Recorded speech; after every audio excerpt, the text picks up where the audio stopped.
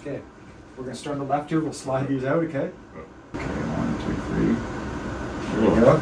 Hey guys, I'm going to be getting a turbinate reduction surgery and a septoplasty surgery today. It's supposed to be a short and simple procedure, and it should only take the doctor 30 minutes to 45 minutes to complete both the septoplasty and the turbinate reduction. For the septoplasty, I think they just cut from the inside, remove the excess cartilage, straighten it out, and stitch you back up. And then for the turbinates, they just go in with a probe. And that probe uses sound waves to reduce the volume of your turbinates. One of the big things that people worry about when they're getting this operation done is ENS, which is empty nose syndrome. And basically it's a feeling that you get afterwards that you can't breathe through your nose at all, or your nose isn't there anymore. I asked the doctor about this, and he said that this comes from complete removal of the turbinates, which no one does anymore. It's considered malpractice. And through his 10,000 procedures that he's done, he hasn't had a single patient complain about ENS symptoms. Overall, I'm pretty confident in my doctor. He seems very competent, and I feel like I'm in good hands with him.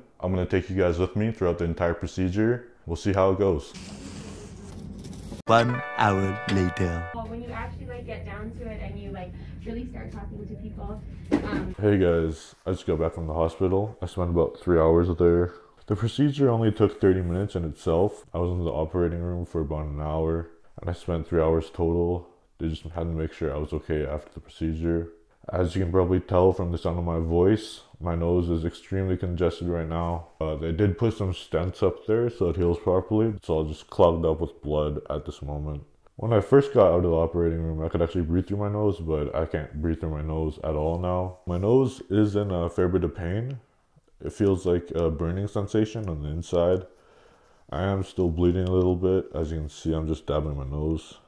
But this is all normal, and it should subside within a week when I get my stents removed. This is also my first surgery, having general anesthesia, so they knocked me out completely. I feel slightly tired, but everything seems to be going okay. Day 2, my nose is pretty swollen, as you guys can see, and it's still very stuffy. So my throat is actually pretty sore from the breathing tube that they stuck down there. I actually have some trouble swallowing food right now. It's getting stuck in my esophagus. I think it's because my esophagus is inflamed from the trauma of that breathing tube being in there.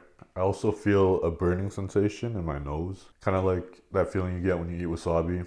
It's gotten better on day 2. It was worse last night, but still not a pleasant sensation. And I'm not taking any painkillers as of right now. In terms of pain, if I had to put it on a scale from 1 to 10, it'd probably be around a 3. It's really not that bad. It just kind of feels like that burning sensation that you get when you eat wasabi, except just constantly throughout the day.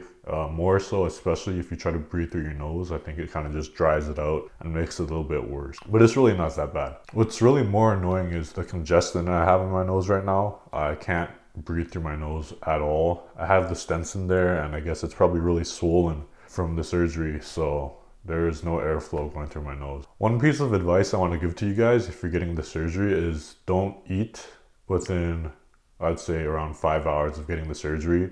I tried to eat basically right after I got the surgery, and I had a lot of blood streaming out of my nose because obviously I didn't allow it to coagulate fully. So as I was chewing and swallowing my food, my face was moving, my nose was moving, my sinuses were moving, and I kind of just broke apart those wounds and it started bleeding. So try to wait as long as you can before having food or chewing.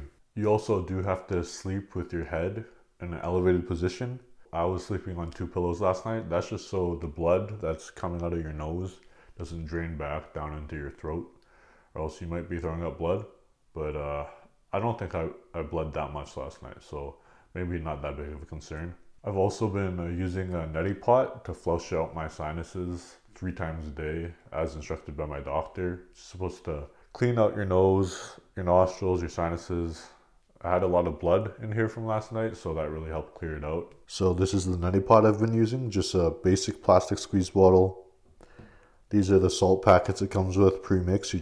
I just put 1 in, fill it up, mix it up, and then it's good to go. Make sure you use distilled water or you boil your tap water. You don't want to use raw tap water or it could lead to a sinus infection. It's day 3. The swelling in my nose has gone down a lot, but it's still really congested. Honestly, I don't think it's going to get any better until I get the stents removed. So it's gonna be a few more days until I can breathe well. But I didn't have to sleep on 2 pillows last night because I don't have much drainage going down my sinuses to the back of my throat. So I'll bring you guys along with me when I go get my stents removed. Hey guys, it's day 9. I finally got the stents removed from my nose and I can breathe so much better now. I honestly haven't breathed this well through my nose for my entire life. No restriction whatsoever. It's crazy. These are the stents right here. I'm gonna roll the footage of me getting them removed. It's kind of nasty, but I think you guys will be interested by it. Okay, just gonna cut a little stitch. Nothing should hurt. It's just gonna feel a little pressure.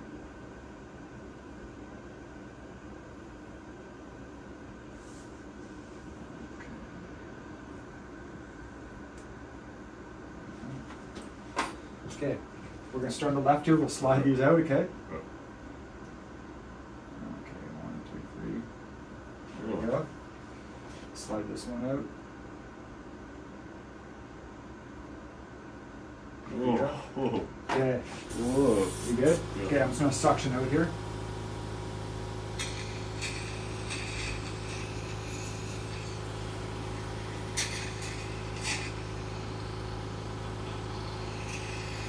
Okay, there we go.